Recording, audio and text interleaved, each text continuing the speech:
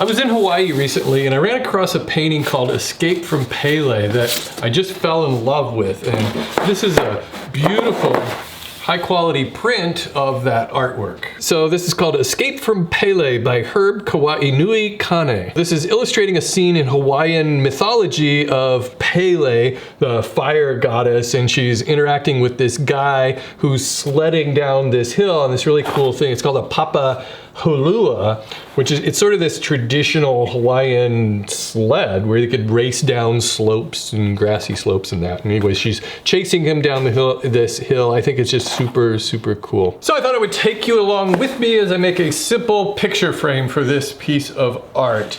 It's either that or just use push pins into the wall. I really don't want to do that on this piece. So my philosophy with picture frames is usually to try to keep them as simple as possible and let the artwork speak for itself. That doesn't mean that they can't be nice picture frames. So what I did is I found these pieces of walnut that I had over here in my scrap bin, and they're already kind of cut to about the size that will work fine. So this is going to be a thin frame all the way around without a lot of frills or fancy business. My best advice for making picture frames is, when possible, try to make the artwork match the frame rather than the other way around. It's a lot easier to cut out your frame as close as you can and then maybe trim the sides. In this case, I've got a little bit of white space here I can trim off, or the better option would be to use a mat board and cut that down to size and place that over the print. I don't know, anytime I've ever tried to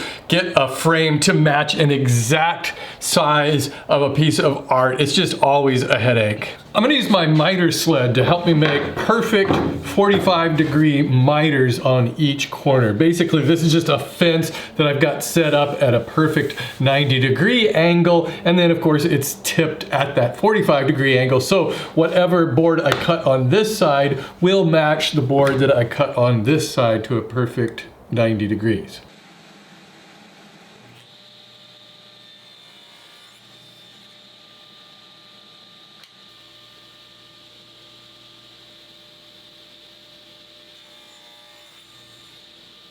And here you can see how neatly the left miter will match up with the right miter. I think I'll start by cutting out the two long frame pieces. I'll use the left side, and I'm going to cut these down to slightly longer than they need to be. I'm just getting it close for now.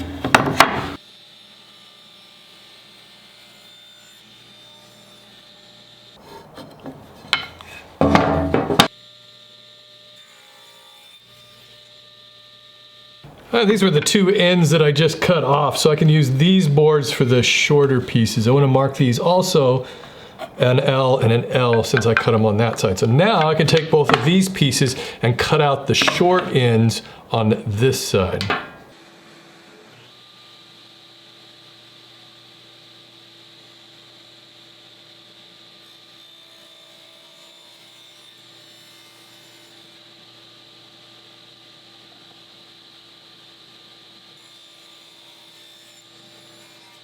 Now what I want to do is shave these boards down to where they match each other exactly. I'm not concerned about the actual number, the length of these boards. And the way I'm doing that is just by feel. I'm just kind of lining the two boards up to each other and feeling with my finger until they're both flush. So actually over the years I've discovered this is really the simplest and easiest. It's really the most effective way to cut two boards for a picture frame and have them be the exact same size as each other. It just saves a lot of hassle of setting up some sort of a jig or even stop blocks on this. I would have to add some extension fences, and it's just not worth it for two boards. Again, this all comes with a caveat that these boards don't have to be an actual numbered length. They just need to be close. I'm going to trim that print down a little bit.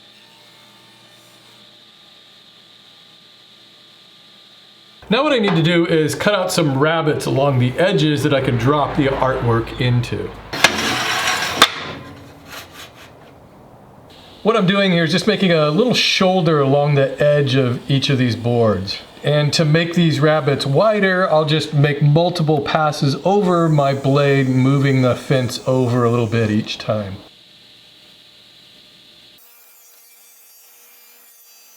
Now I can kind of test this out and make sure it's all going to fit. So I've got my print laid out here. This is the edge of the image right here, and hopefully you can see this is the edge of the paper. So I just want to make sure that there's enough room of overlap all the way around it. And once again, I'm not concerned how much overlap, just that there is some overlap there. So that's going to fit in there pretty neatly like that. I may not even have to trim that down. I don't know, I might have gotten it exact. We'll find out. What I want to do is cut out a backer board that fits within this frame. That'll be a good test. What I'll do is I'll temporarily clamp this together using this strap clamp.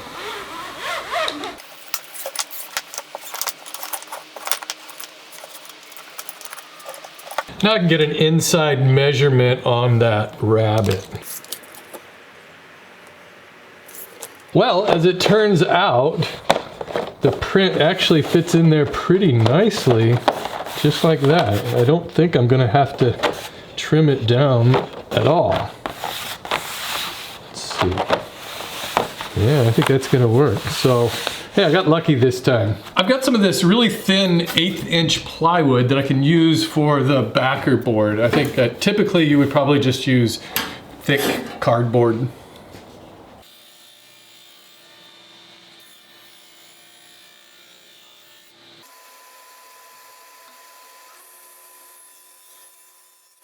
And I'll cut down this piece of acrylic plexiglass the same size.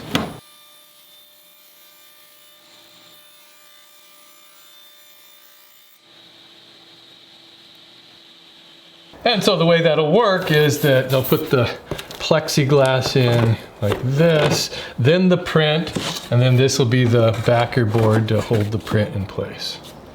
Now I can glue this together.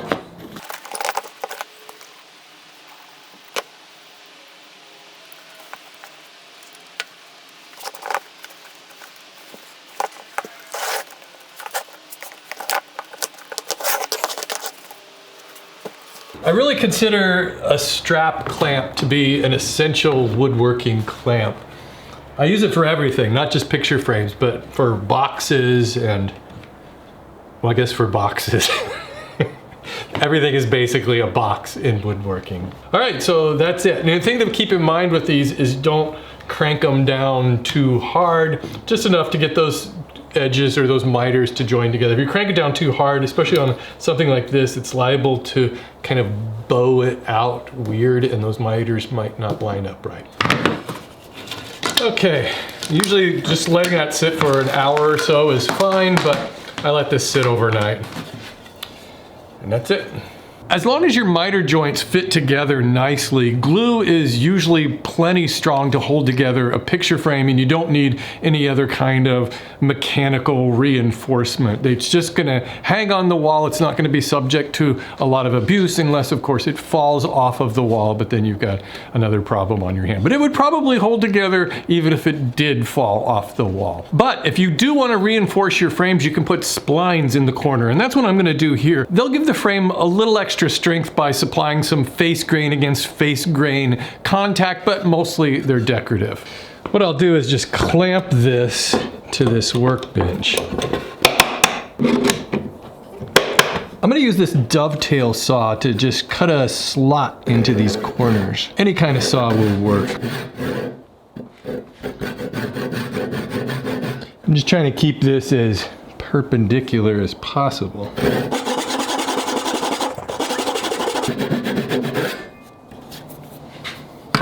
I've got this scrap of poplar. I'm going to use it to cut out a thin strip of wood.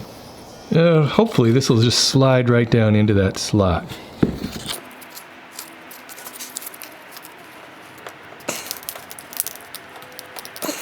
I can break this off.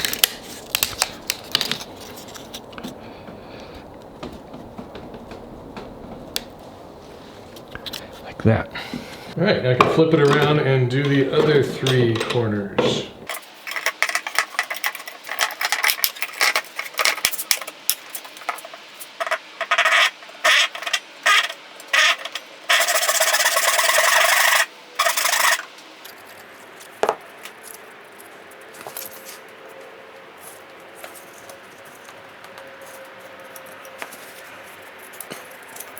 I'll cut these down with my flush trim saw and then sand them flush.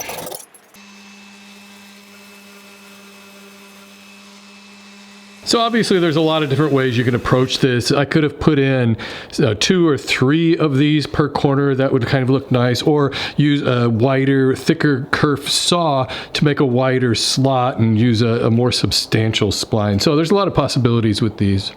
In recent years, I've become very fond of adding a decorative chamfer along the edges of my projects. In fact, it's really the only router profile I like to use these days. It's simple and understated and has a sophisticated look to it.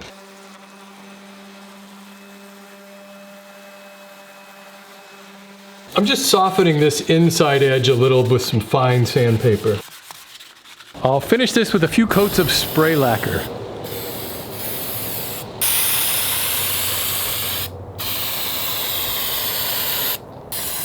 And for what it's worth, I'm not much of a finish the backside kind of woodworker.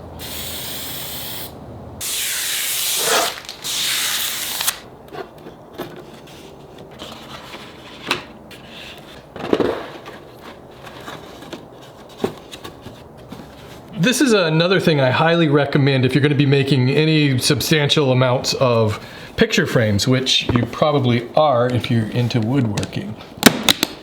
So this just drives these little points into the frame and holds the backing in place.